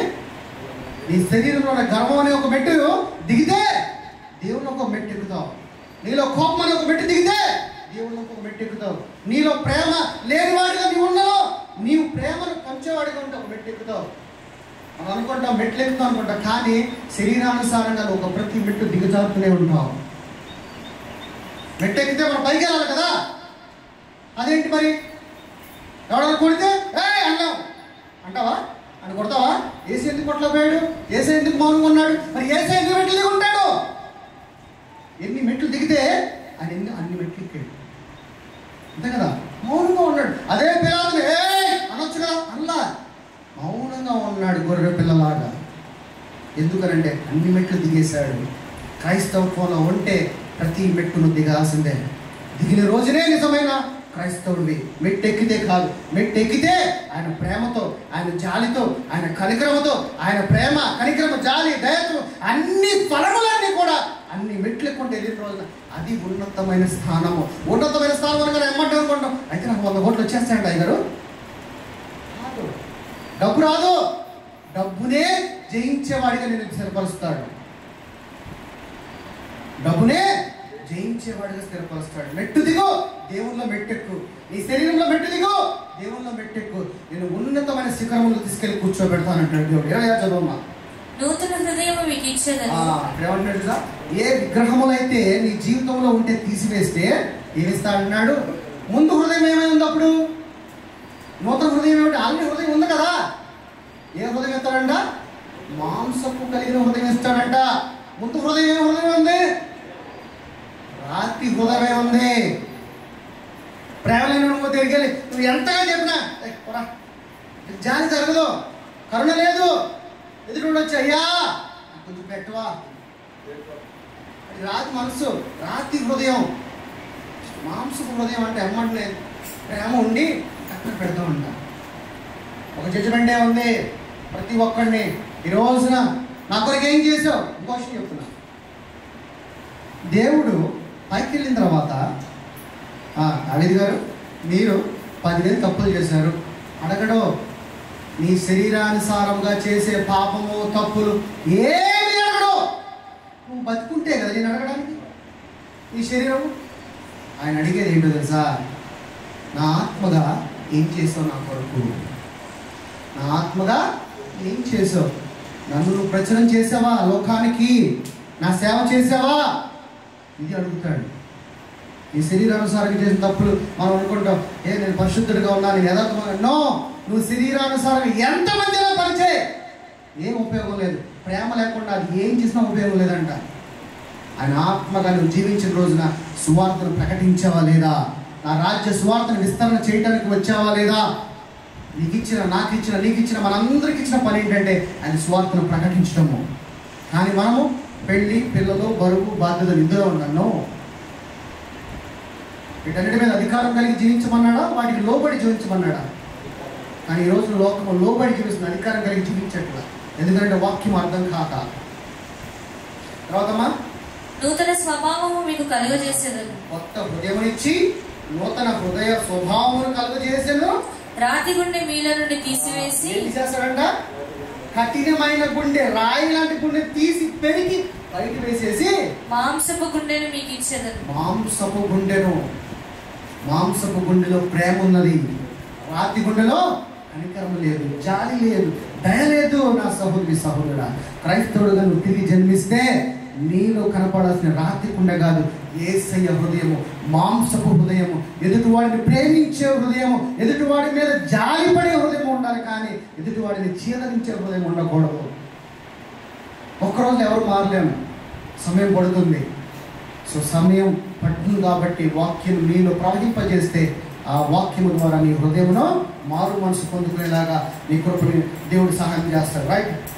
యోహాను సువార్త 7:37 లాస్ట్ 7:37. ఆ పండుగలో మహాదినమైన అంత్యదినమున యేసు నిలిచిన ఎవడైనను దప్పికొనిన ఎడల నా యొద్దకు వచ్చి దప్పి తీర్చుకొనవలెను. నా యందు విశ్వాసముంచువాడెవడో లేఖనము చెప్పినట్టు వాని కడుపులో నుండి జీవజల నదులను పారునని బిగ్గరగా చెప్పాడంట. నీలో ఉన్నాయంటే అప్పుడు జీవనదులోనే అంట. నమ్ముతావా? జీవ నదులే. ఒక నది పొంగితే ఏమైపోతుంది? నీలో జీవ నదులు అంటే ఏంటి? కృష్ణ, తుంగభద్ర, కావేరి, గంగా, యమున ఉన్నాయి కదా. ఈ గంగా ఇంక ఎక్కువ నదులే ఉన్నాయంట. ఒక్క నది పొంగితేనే ఇదంతా పొంగిపోతున్నప్పుడు దేవుడు అన్నాడంటే నీలోనే జీవ నదులు ఉన్నవి అని, అవి పారునట్టుగా బిగ్గరగా మాట్లాడి చెప్తున్నాడంట. ఈ రోజున మనలో వాక్యం అనే జీవనదని పారేలాగా సిద్ధపడగలుగుదామా? రాతి హృదయం తీసివేసి యేసయ్య హృదయాన్ని పెట్టుకుందామా? యేసయ్య హృదయం ద్వారా ప్రేమగా జీవిద్దామా? కనికరముగా జీవిద్దామా? ఎదుటి వారిని జీవిద్దామా? ఎదుటి వారిని ప్రేమించే వారిగా జీవిద్దామా? ఎదుటి వారి కష్టం కొరకు ప్రార్థన చేద్దామా? ఎదుటి వారి యొక్క రోగం గురించి ప్రార్థన చేద్దామా? ఈ రోజు నువ్వు ఇక్కడికి వచ్చావంటే నీ అపవిత్రతని ఉదక స్నానము చేర్చి నీలో కలుషం తీసేస్తున్న యేసయ్యకి స్తోత్రము చెప్తామా? అందరూ చెప్పేవాళ్ళు అయితే సిద్ధపాటు కలిగిన తీర్మానం చేసుకో. హృదయాలు లేచి దేవుని యొక్క సన్నిధిలో దేవునితో సమర్పణ చేసుకో, దేవునితో ఒప్పందం చేసుకో, దేవునితో నిబంధన చేసుకో. దేవా నాయనా నీకు వందనాలు ప్రభువా. ఈరోజు ఈ వాక్యము నాయన 60 100 ఫలింపజేయాలని కృపను సహాయం దయచే. నీ రాజ్యము మాలోనే ఉన్నది నాయన. నీ రాజ్యమున మాలోనే ఉన్న రాజ్యమును నాయన విస్తరింపజేయడానికి కావాల్సిన కృపను దయచే ప్రభువా. నీ వాక్యమును ప్రవహింపజేయటకు కావాల్సిన కృపను దయచే ప్రభువా. నీ సువార్తను ప్రకటించే జ్ఞానమును దయచే నాయన. నీ సువార్తలో మేమందరము సుఖశాంతులతో సంతోషంగా ఉండేలాగా కృపను సహాయం దయచే. మాలో ఉన్న రాతి హృదయమును తీసివే ప్రభువా. మాలో మాంసపు హృదయం కలిగిన యేసు ప్రేమను, యేసు యొక్క హృదయమును ధరింపచే ప్రభువా. నీ యొక్క వాక్యమును ఉదక స్నానము చేయించిన ఈ నీతి వస్త్రమును ప్రతి బిడ్డ పైన ధరింపజేయడానికి నీ కృపను సహాయం దయచే ప్రభువా. ఆయన నీ బిడ్డలు ఏ ఇబ్బందుల్లో ఉన్నారు, ఏ శోధనలో ఉన్నారు, ఏ వేదనలో ఉన్నారు ప్రభువా, ఆ బిడ్డలందరికీ నీ కృప ద్వారా విడుదలను ప్రకటించండి ప్రభువా. నువ్వు విమోచనకారుడుగా చరణించి విడిపించడానికి మా కొరకు నాయన నీ ప్రాణమును పెట్టి వెనక్కి వచ్చి మమ్మల్ని రక్షించిన నా యేసయ్య నాయన మమ్మల్ని అందరినీ దీవించిన నీ బిడ్డలు ఎవరైతే ఇక్కడికి వచ్చారో ప్రతి బిడ్డకు నాయన ఆరోగ్యములు దయచే ప్రభువా. నేను అరికాలు మొదలు నడినెత్తి వరకు కూడా వారిలో ఉన్న ప్రతి రోగ నేను బలహీనతలన్నిటినీ యేసు నామములో గద్దిస్తున్నాం తండ్రి. ప్రతి ఫైనాన్షియల్ బ్రేక్ త్రూ దయచేయండి నాయన. నేను అప్పులు ఉన్న వారికి అప్పుల నుంచి విమోచన దయచే ప్రభువా. నేను ఎవరికైతే చదువుల్లో నేను ఇంకా ఇబ్బందిగా ఉందో బిడ్డలు చదువుతున్న బిడ్డలకి నాయన నీ కృపను నాయన దయచే ప్రభువా. నాయన ఎదుగో తండ్రి నీ కృపను బట్టి నాయన రాలేకపోయిన నీ బిడ్డలు ఇంకెవరైతే నేను ఈ సంఘంలో ఉన్నవారు నాయన ఇతర పరిస్థితులు బట్టి రాలేకపోయిన వారిని కూడా మీరు దీవించండి, ఆస్వాదించండి నాయన. వచ్చిన పేరు ప్రతి విశ్వాసిని నీ బిడ్డగా నాయన దీవించి ఆస్వాదించి వారిలో తోడుగా ఉండి వారికి కావాల్సినదంతయు సహాయం దయచేయమని అడుగుచు ప్రభువా. ఈ వాక్యము బోధించిన బట్టి విధానాన్ని బట్టి మీకు వందనాలు ప్రభువా. ఇంతటి మంచి వాక్యం మీరు బోధించినందుకే మీకు వందనాలు నాయన.